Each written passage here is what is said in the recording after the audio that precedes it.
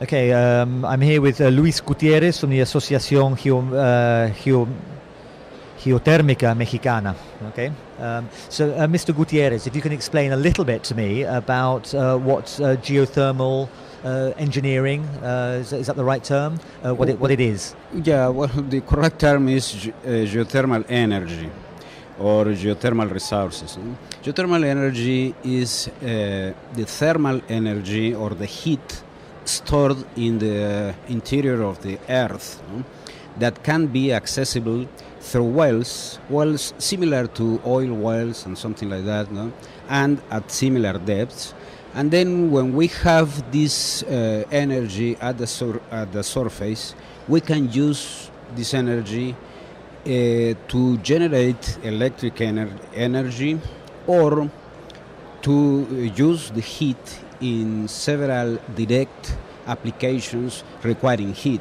I mean industrial or agricultural applications that requires heat. So geothermal, well, the proper word say geo is the earth, the Greek root for the earth, and thermal is the heat. Okay. So it's practically the heat from the earth interior. This is geothermal. I mean, how far advanced are we in extracting this energy from the earth? How far advanced scientifically, from an engineering point of view, and economically? Yeah, let me say you that geothermal, the first applications of geothermal to generate electricity started in Italy at the beginning of the 20th century. So we have now about one century of using this geothermal energy.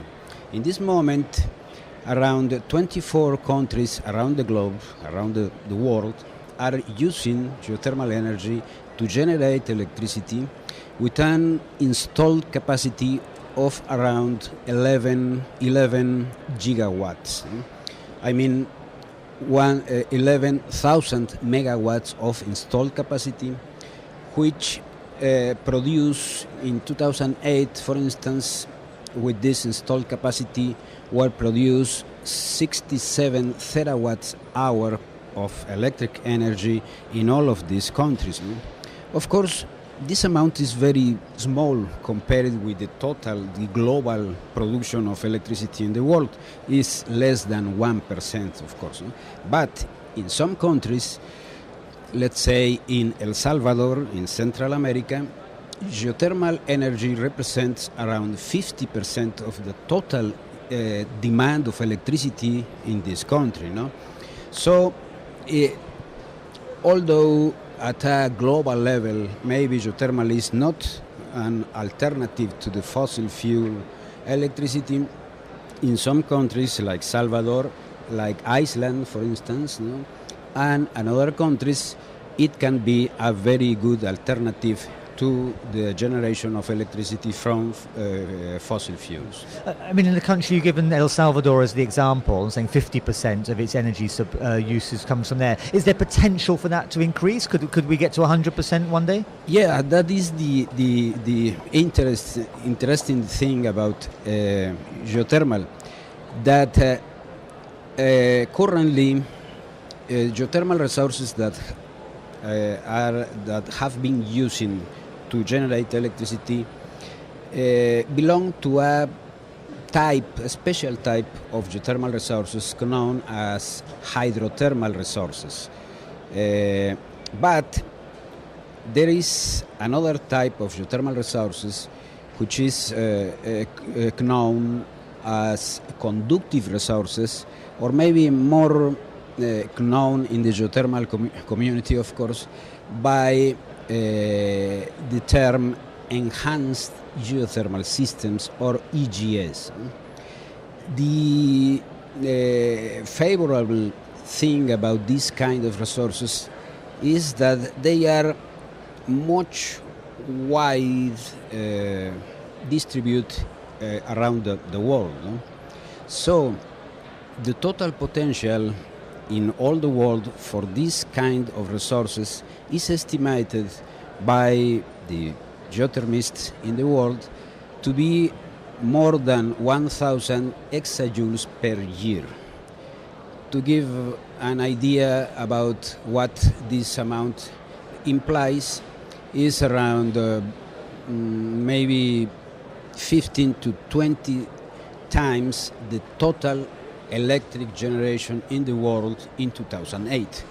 Of course, this is a high potential, is a technical potential, no? Of course, it's necessary to develop more technology and so on to take advantage of this type of resources, no?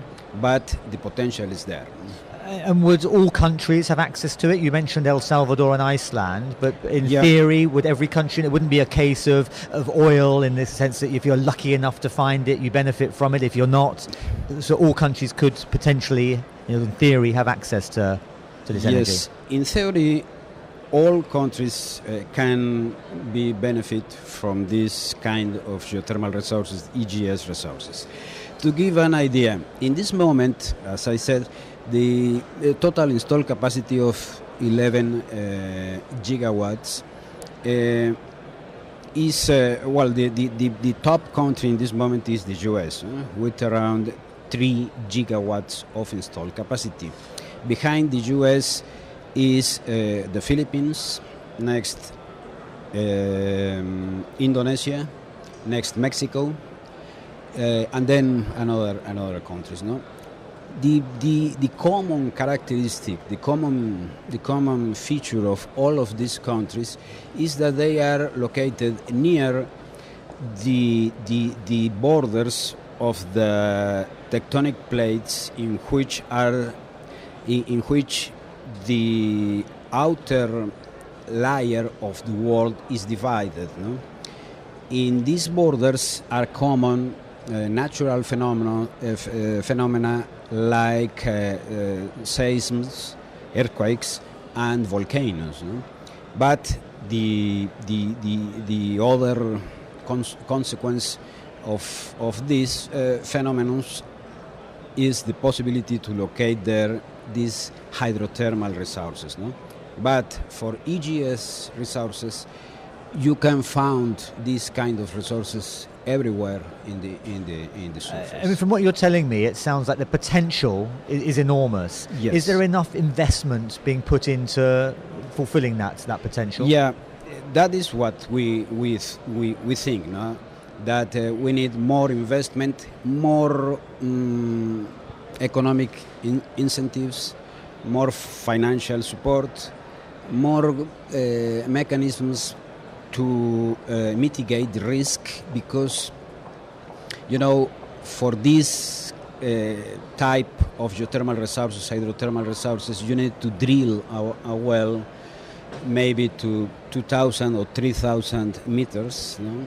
And the initial wells, the first exploration wells, have a success rate that can be as low as 20%. No? That means that for each $10 million that you invest, maybe you success with $2 million. No? So geothermal, the exploitation of this kind of resources need this kind of financial support. No? And of course, the development of the other types of resources, the EGS resources, also requires more investment, but mainly in research and development, basically. And is it clean and safe? Yes. To give you one general idea, no? one geothermal electric power plant of 100 megawatts in capacity emits to the atmosphere between 10 and 20% of a similar plant fueled by fossil fuels. So the amount of CO2 or CO2 equivalents that geothermal electric generation emits is between 10 and 50% of the emission from fossil fuels. Okay, that's great. Thank you very much. Thank you.